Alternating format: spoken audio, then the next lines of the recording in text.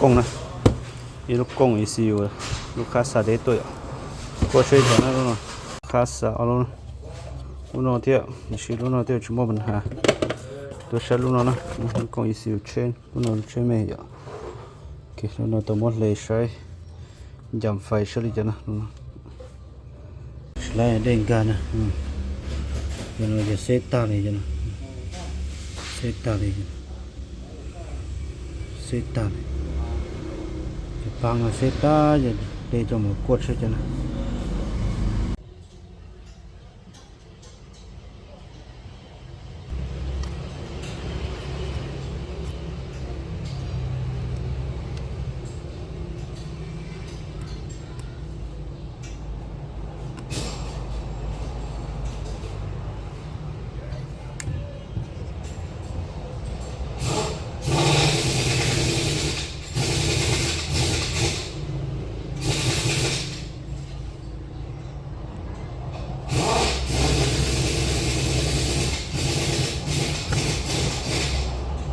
nó mày theo thạch ta vậy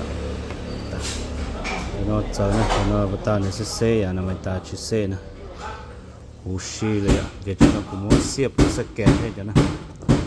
ไล่เสียบนะsau đóก็จะปอจะจะไฟบวกจะไฟลบสแกนโลสแกนไฮจะไฟกระเจอ่ะไฟกระเจกูเสียบตาเลยเดี๋ยวกูจะสแกนนะกูจะสแกนไปช่วยปลาย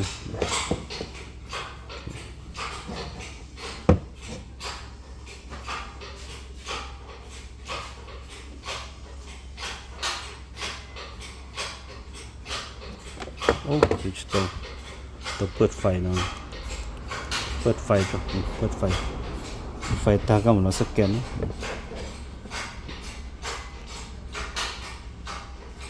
โอเคไล่นะผมจ้วงหน่อยโอเคตีโคเดียจวดตัวอยู่หรือใช่ปะล่ะจะได้เป็นกดข้างตอนเท่าไหร่จ้ะนะจะน้อยก็ชิงจะเซ็นเซอร์ยันเตือนในจุดเตือนแล้วจ้ะนะจดตัวจุดเซ็นเซอร์ how เขาเรียกเซ็นเซอร์ปั๊มเซ็นเซอร์ SCV EGR 4 sensor ได้กู้โอเคอันนี้ intake air sensor จัวเถอะหัวเผาโอเคผมใช้ data อย่าง data stream ประจบ data stream data stream โอเค coolant ปลดเจ้าปกตินะเราจะ0 นะ intake ปลดเจ้าไล่นะ A4 นะไล่นะถ้าก็เสียบอยู่จะข้างหน้าจอได้แข่งด้านล่างนะจะนำบัตรทอนะอย่ากันจะเตือนเลยนะ EGR โอเคดูใช้ fuel pressure เขาในแห่งด้านล่างเขานะโอเคเขานะไฟโกโอเคชีก็คันเร่งนะคันเร่งกันโอเคปกติจบแล้วนะ